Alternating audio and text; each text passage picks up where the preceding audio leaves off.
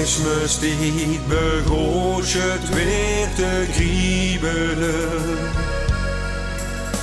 In bed lag ik al weken lang te wiebelen.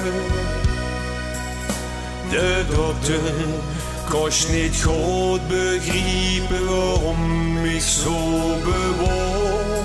Maar mijn ouders hadden wel ideeën hoe het toch aan loog.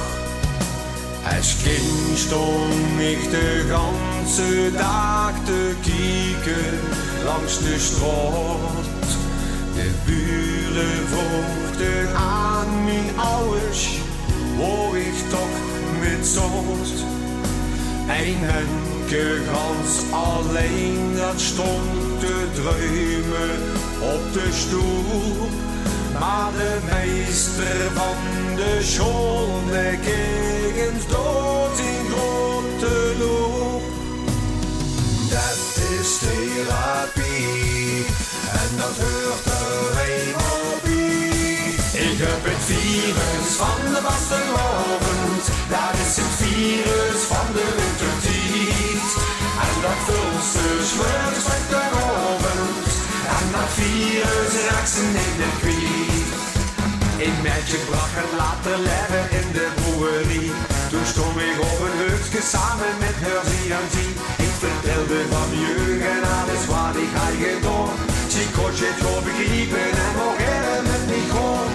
Dat is therapie en dat hoort er eenmaal bij. Ik heb het virus van de vastelovend, dat is het virus van de wintertijd. En dat vulse smurks op de ovend, en dat virus raakt ze niet meer kwijt.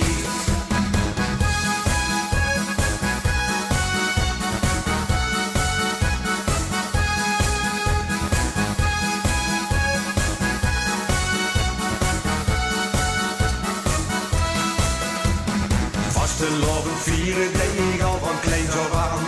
Meestal wordt spelen dan al heel snel van de baan.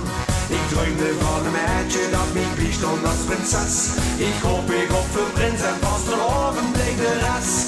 Dat is therapie en dat hoort er eenmaal bij. Ik heb het virus van de vastelovend, dat is het virus van de wintertijd.